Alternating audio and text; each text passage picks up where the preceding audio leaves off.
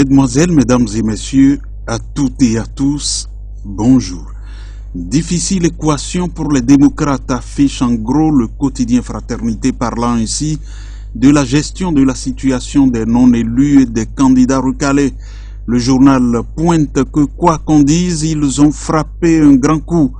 Au thème des législatives du 8 janvier dernier, cette formation politique a déjoué tous les pronostics en s'imposant comme la principale force de l'opposition. L'histoire retiendra pour le compte de la 9e législature que les démocrates et le bloc républicain sont arrivés en termes de nombre de sièges à 28 pour chacun. En soi, c'est une prouesse. Là où il n'était vraiment pas attendu, les candidats de ce parti ont créé la surprise. Après l'euphorie de ce retour au devant de la scène, les dirigeants font face à une autre équation, la gestion de la troupe et plus précisément de la cohorte formée par les candidats non élus et les candidats à la candidature dont l'ambition n'a pas prospéré, mais qui ont néanmoins mouillé le maillot comme s'ils étaient en lice.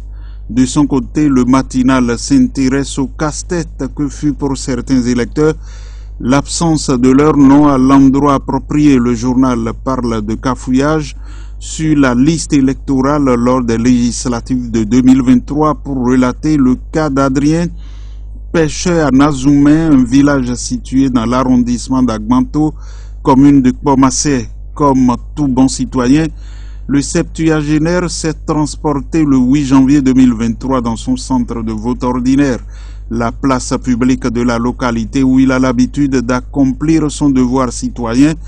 Depuis la période révolutionnaire, grande a été sa surprise lorsqu'arrivé au niveau des membres du poste de vote, il lui a été déclaré que son nom ne figure pas sur la liste électorale. À sa préoccupation visant à comprendre les raisons de cette situation, il lui a été déclaré qu'il aurait probablement fait un transfert de centre de vote, ce qu'il a contesté avec véhémence. Pour le journal, la situation laisse une véritable tache noire dans l'organisation du scrutin.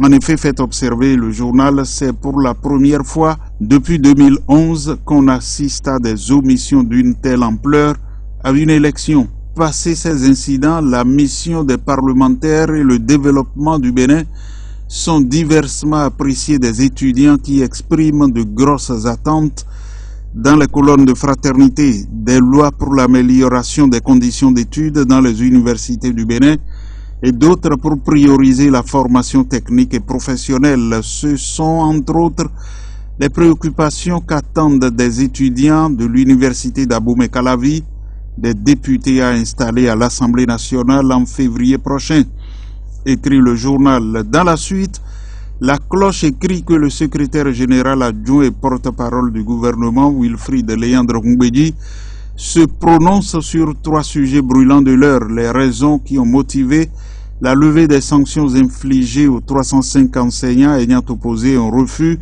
de prendre part à l'évaluation des connaissances courantes 2019.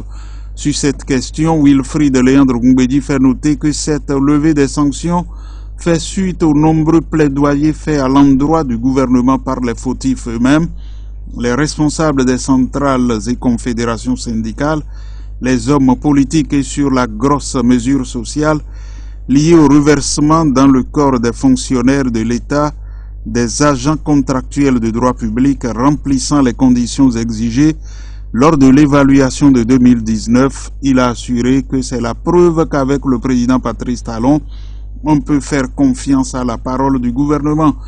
Un autre chapitre de cette séance souligne l'autre vision attrait aux élections législatives du 8 janvier 2023 au Bénin et qui se sont déroulées dans la paix et la quiétude. Le porte-parole a indiqué que le gouvernement prend cette victoire éclatante avec beaucoup d'humilité et beaucoup de satisfaction. C'est une ratification populaire de l'action gouvernementale, une approbation des réformes courageuses entreprise depuis 2016 par le président Patrice Talon et son gouvernement, a-t-il déclaré. Et puis, l'économiste du Bénin révèle que pour 2023, 60% des entreprises gardent l'espoir que leur activité économique va s'améliorer et sera donc bonne. 25% projettent qu'elle sera très bonne alors que 15% estiment que les perspectives ne seront pas très bonnes. Par la Chambre d'industrie et de commerce du Bénin, pour sa part, le ministère de l'économie et des finances projette un taux de croissance à 6,2% en 2023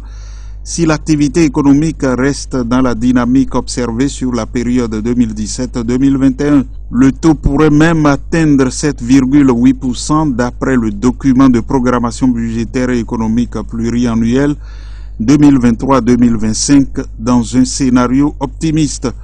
L'autre vision informe que les membres du Lions Club Cotonou-L'Eau-Vive se sont retrouvés le vendredi 20 janvier au domicile du président Guy Thierry Constant Féliho pour se souhaiter les vœux de nouvel an et prendre de nouveaux engagements pour l'année 2023.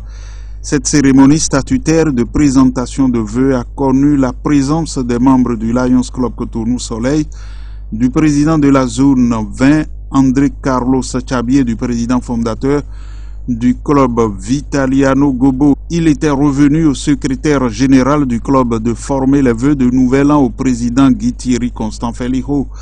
Le secrétaire général, après avoir fait le point des œuvres réalisées en 2022 sous la coupole du président Guy Thierry Constant Féliho, a présenté ses vœux de santé et de paix. Pour lui, Guy Thierry Constant Féliho a insufflé une nouvelle dynamique au club grâce à son engagement et sa détermination à faire du Lions Club Cotonou-L'Eau-Vive le club phare de la zone 20. Merci d'avoir été à l'écoute.